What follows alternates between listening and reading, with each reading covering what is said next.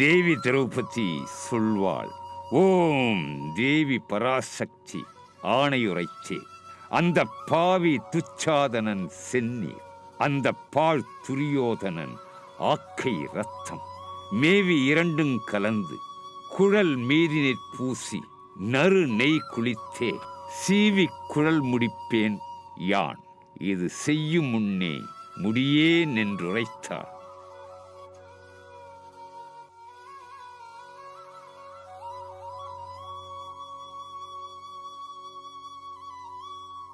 திருவூர், சென்னை வன்னிய தேனாம்பேட்டை.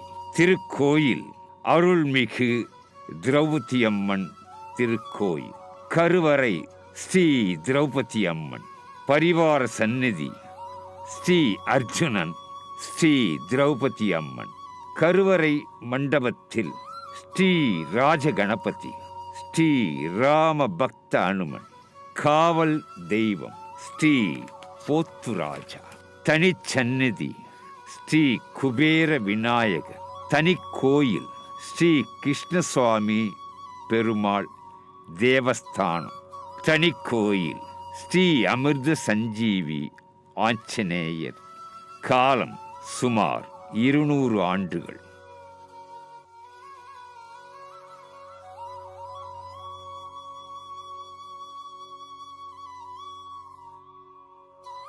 பாரத நாட்டில் இமயம் முதல் குமரி வரை உள்ள பகுதிகளிலே வழங்கி வந்த புராணங்களை வேத வியாசர் அவைகளை 18 புராணங்கள் என்ற தொகையாக்கினார்.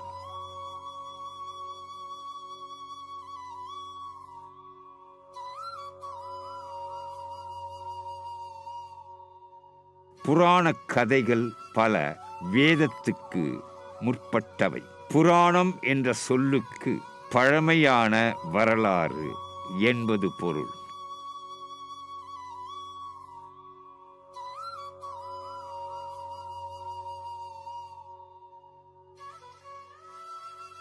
இதிகாசம் என்பது ராமாயணம், மகாபாரதம். வால்மீகி முனிவர் அருளியது ராமாயணம்.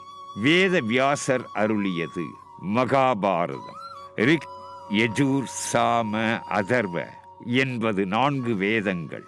மகாபாரதம் 5வது வேதம் என்று போற்றப்படுகிறது.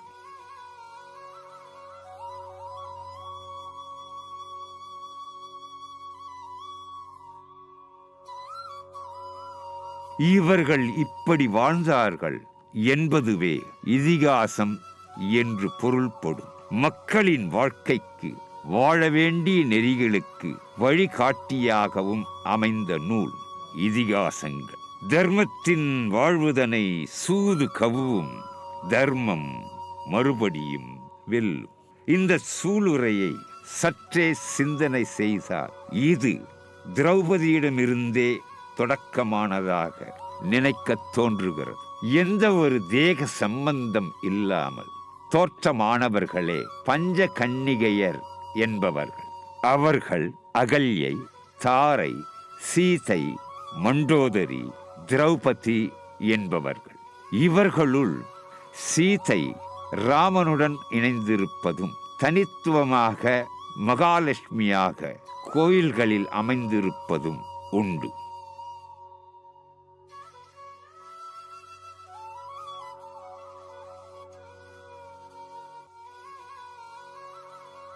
அம்மன் வழிபாட்டில் இணையப் பெற்று தனி கோயில் கொண்டிருப்பதும் உள்ளன. பஞ்ச கன்னியர்கள் வரிசையில் திரௌபதி மட்டுமே அம்மன் என்ற நிலைக்கு உயர்த்தப்படுகின்றார். அவ்வாறான திரௌபதி அம்மன் தம்மை அண்டி வருகின்ற மக்களுக்கு அருள்வாளிக்கும் வண்ணம் தர்மமிகு தமிழகத்தில் தலைநகராம் சென்னையில் வன்னிய தேனாம்பேட்டை என்ற தலத்தில் தனி ஆலயம் கொண்டு எழுந்தருளி இருக்கின்றார்.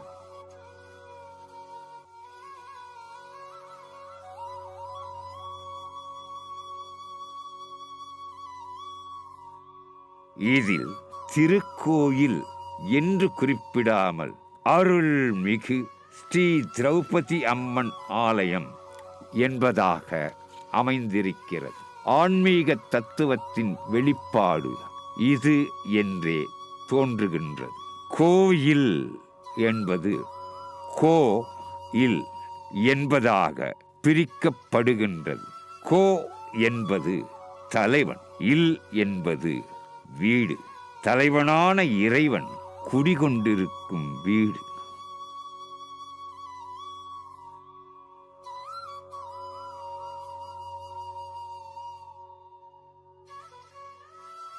ஆலயம். ஆலயம் என்பது ஆ லயம். ஆ என்பது ஆன்மா.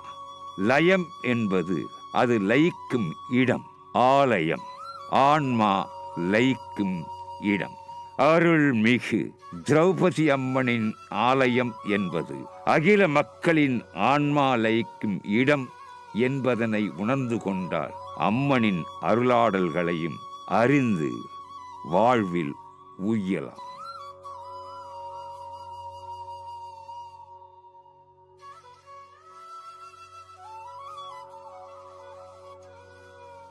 அது என்ன அருளாடல் என்ற கேள்விக்கு அதன் சரித்திர பக்கங்களை சற்றே புரட்டி பார்க்கின்றோம். அந்த பக்கங்களில் ஆதாரபூர்வமுடன் அமைந்திருக்கும் சம்பவங்கள் கண்முன்னே காட்சிகளாக விரிகின்றன. அது 1816 ஆண்டு.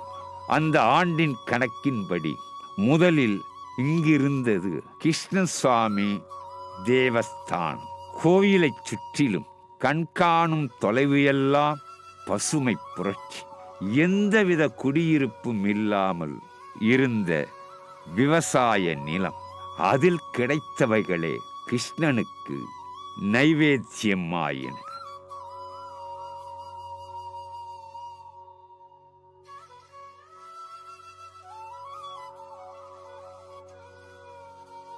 சொற்ற வருவாயாக இருந்தால் அன்றைய மக்கள் கிருஷ்ண பெருமாளுக்கு சேவைகள் செய்து வந்தனர். அதே 1816 ஆண்டு அன்றைய பிரிட்டிஷ் அரசாங்கம் இந்த இடம் வன்னிய தேனாம்பேட்டை என்றும் ராமலிங்கேஸ்வரர் வீதி என்றும் அரசாணையில் பதிவு செய்து வெளியிட்டது.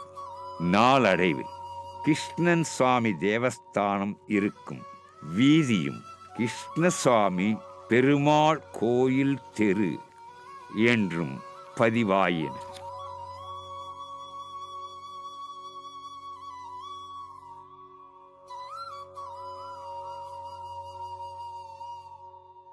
திரௌபதி அம்மனின் திருவிளையாடல் தொடக்கமானது.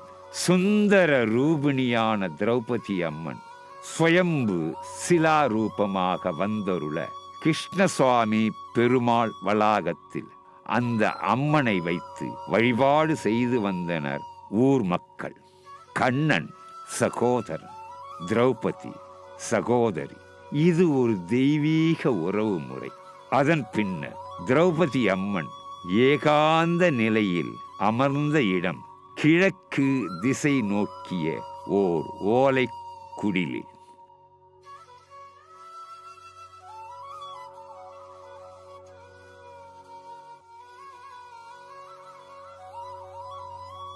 தெய்வம் எந்த நிலையில் இருக்கிறது என்று சிந்தனை செய்வதைக் காட்டிலும் அந்த தெய்வம் பக்தர்களுக்கு அருளிய நன்மைகளை வந்தனை செய்வதே வாழ்வின் நெறிமுறையாக இருத்தல் வேண்டும். அதன் பின்னர் ஊர் மக்களின் பேராதரவுடன் ராஜகோபுரம் நிர்மாணிக்கப்பட்டது. பாஞ்சால தேசத்தின் பாஞ்சாலியான ராஜகுமாரி ராஜகோபுரத்தின் உள்ளே கருவறையில் எழுந்தருளி அருள்வாளித்தருளினாள். முதலில் கிருஷ்ணன் சுவாமி பெருமாள் வளாகத்தில் மேற்கு திசையையும் ஓலைக்குடிலில் கிழக்கு திசையையும் ராஜகோபுரம் கருவறையில் வடக்கு திசையையும் தம் அருட்பார்வையை பதித்தவள் திரௌபதி அம்மன். நாளை வளரும்